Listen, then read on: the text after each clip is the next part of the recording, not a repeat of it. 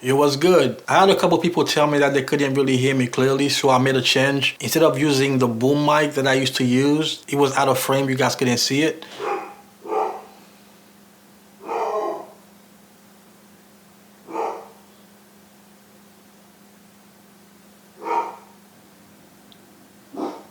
Shut up! As I was saying, some of you had commented that you couldn't really hear me that clear, but now I want to make sure that I have the best clarity. So I've invested in a mic that's going to be much closer to my mouth. That way when I speak, you can hear every word clearly. So definitely let me know in the comments if you notice a difference between my prior videos and this video now. Hopefully this is a lot clearer. Intro. And for those of you that are about to comment that I do sound clearer on this mic, how is that even possible when this mic is not even hooked up, man? Come on, man, the wire's right here. As you can see, there's nothing coming out the back of the mic, man, come on.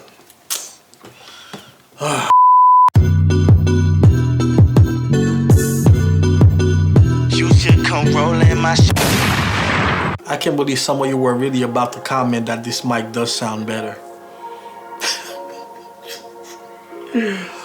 Yo, what up? My name is Vladimir Riché from ChaseandRider.com. In this video, I'm going to showcase my Seiko dress watch collection. Now, I'm not doing this to show off. This video wasn't on the list of videos that I wanted to make, but I have been asked to show my collection. Now, although this is not really a collection per se, but some of you have asked and wanted to see what I have, and I'm gonna show them to you, man. So most of the watches you're about to see are 36 to 38 millimeters, but I also have one that's 25 millimeters, which is one that's strictly made for me to wear with tuxedos. So without wasting too much time, let's get right into it. Now, before I go ahead and show you my collection, I want to start with the watch that started it all. And what I mean by started it all, this was the first watch that I had, it like first dress watch. But looking back now, it wasn't really much of a dress watch, but I didn't know anything about dress watches back then, or watches period. It's definitely a lot bigger than what a dress watch is supposed to be, at least to me. Of course, it depends on your wrist size, but to me, a good dress watch is anywhere from 34 to let's say 39 millimeters, assuming the average wrist size of 7 inches. Personally, I have a 6.5 inch wrist. But this watch is a watch that my best friend gave me for my birthday. This is a Kenneth Cole watch. And this is a watch that I used to wear with everything. I never changed the strap. It didn't matter what color shoes I was wearing. This is the watch that I would wear, whether it was brown shoes, black shoes. I would just wear with the black strap. Looking back now, man, this watch definitely not my style at all, but I loved it back then, you know what I mean? So this is why I still keep the watch. It marks a time in my life where I was younger and didn't really know much. And it was a gift from my best friend, so it's not something that I'm going to throw away. I'll always keep this watch. But talking about size, if you compare it to the watch that's on my wrist, you can see that there's a huge difference. So this is my watch box here. One thing I quickly realized when I started getting watches is that watch boxes are pretty expensive. This one is not one of the expensive ones. This one I think was around $200. It's from a brand called Torberry. And this video is not sponsored at all. Everything in this video I paid for, but I will include a link in the description. And if you do buy it through my link, I'll get a small commission. Once again, the brand name is Torberry, and this cost around $200, and it's an 8-slot watch box. It also has a drawer where I keep my tools and extra watch straps. Alright, so let's take a look. If you're not familiar with me or my channel and this is your first time watching me, I really have a thing for vintage watches. I didn't start with vintage watches, so we're going to start with the first watch that I got after my Kenneth Cole watch that I just showed you. Let me take it off. So the first watch is my Seiko SARB035. This is a really beautiful watch, man. What makes it really special, it's no longer available. Seiko discontinued this watch. So you can still find some used like on eBay. But if you were to find a brand new one, which there aren't that many of them out there still, you easily pay around $2,500 for it. And this watch, when I bought it, the regular price was around $500, and I think I paid around $350 for it brand new on Amazon. I did make a video about it. I called it the best dress watch under $500. If you haven't seen that video, I'll link it somewhere up here. I'll also include it in the description. It says Seiko at the top, and it says automatic 25 joules at 6 o'clock. And this is a cream dial. I think a lot of times people think it's white, but it's actually cream. The date window is white, and you can see that there is a difference between the date window and the dial. But it's a really beautiful watch. A lot of people refer to it as a baby Grand Seiko. The Grand Seiko is the most expensive watch, top of the line from Seiko. They can run anywhere from $5,000 to about what, $75,000 depending on the material. If you get a platinum one, it's going to be up there. But it has a lot of the same characteristics and design as a Grand Seiko, and that's the reason why a lot of people refer to it as a baby Grand Seiko. It has an exhibition case back, meaning that you can see the movement to the back. This watch was manufactured in 2016 and I bought mine in 2017. This is the biggest watch that I have. So this is a 38mm, which is not that big in the grand scheme of things, especially when you compare it to my Kenneth Cole.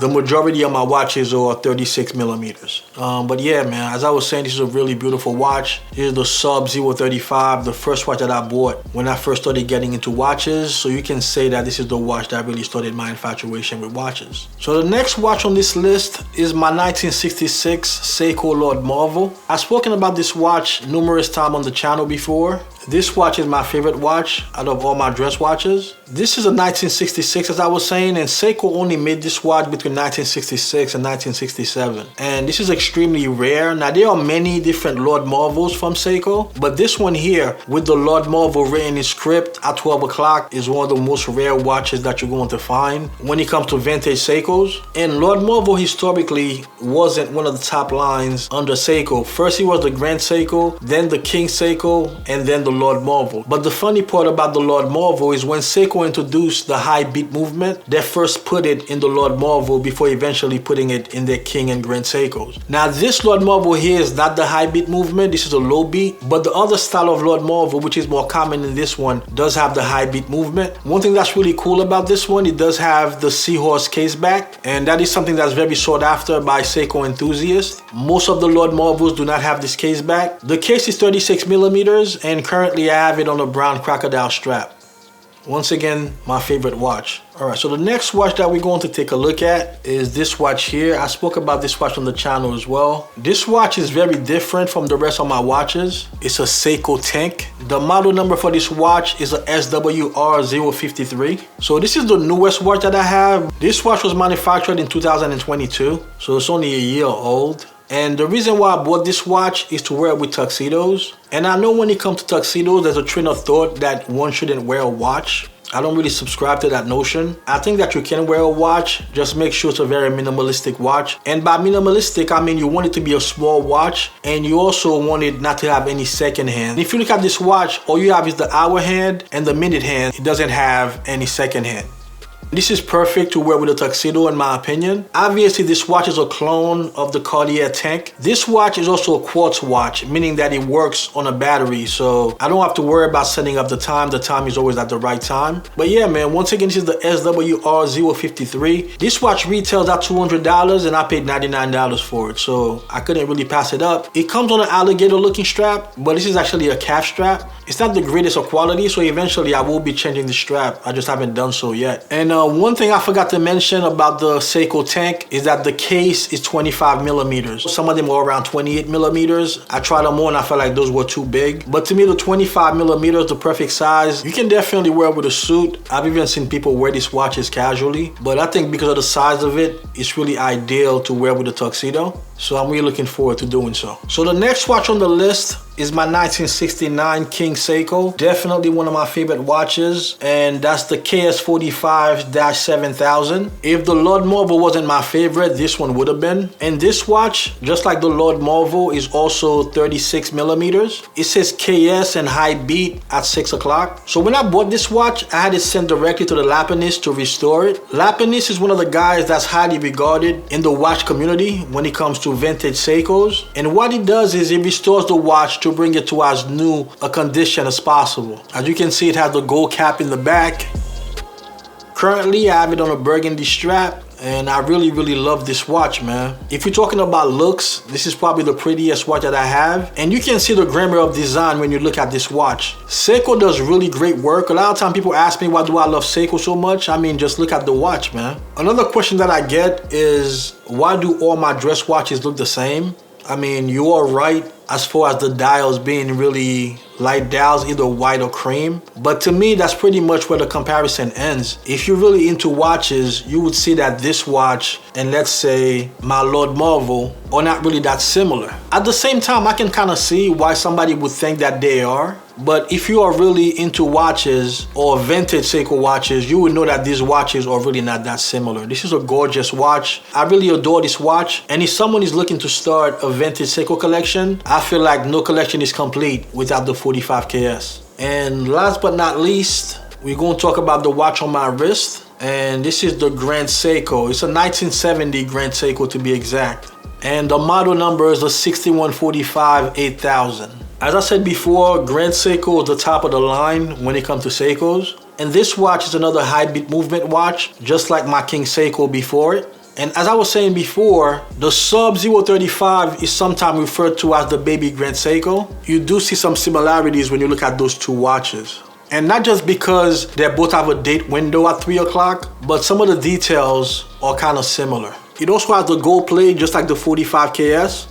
And at 6 o'clock, it has the GS logo, and it says high beat 36,000. The case is 36 millimeters. Once again, the only one that's bigger than that is the SARB035. That one is 38 millimeters. But the King Seiko, the Grand Seiko, and the Lord Marvel are all 36 millimeters. So that would have been it for the watch collection. But I do have a surprise for you guys. We're going to take a look at the watch for the first time together. It's still in the box, and I can't wait any longer, man. So this is the box here, and we're going to take a look at the watch, man. I'm not going to tell you what the watch is yet, but just know that it is a Seiko, obviously.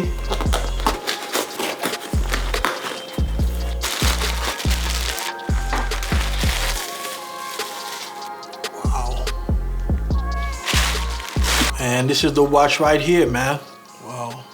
So a couple things about this watch. Number one, this is a quartz watch, and Seiko was the first maker to bring quartz watches to the public in 1969. This is the quartz version of the King Seiko, so Seiko called it the King Quartz. And back here, this is how you would change the battery. One big difference between a mechanical watch and a quartz watch is how the second hand moves. So on a quartz watch, you can see that the second hand is ticking, like it jumps from second to second, versus on a mechanical watch, it just sweeps around the dial. And just to give you a bit of a background on this watch, the model number is 4823-8000, and the watch is a gold cap, as you can see. It comes with the original buckle, which says KQ for King Quartz, and the dial is 36 millimeters, just like my other watches. It has the Seiko Quartz logo at 6 o'clock, and the dial is a gold linen dial. The strap is kind of stiff, so it looks like I'm gonna have to break it in, but once again, I'm not going to keep it on the strap. I've already ordered a dark burgundy crocodile strap for this watch.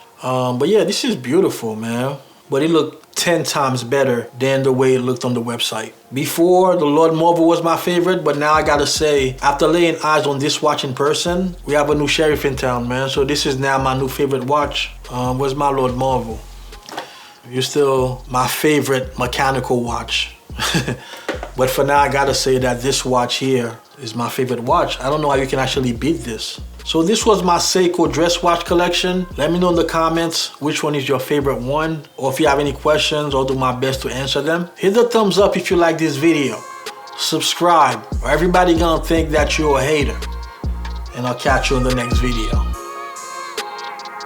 Peace.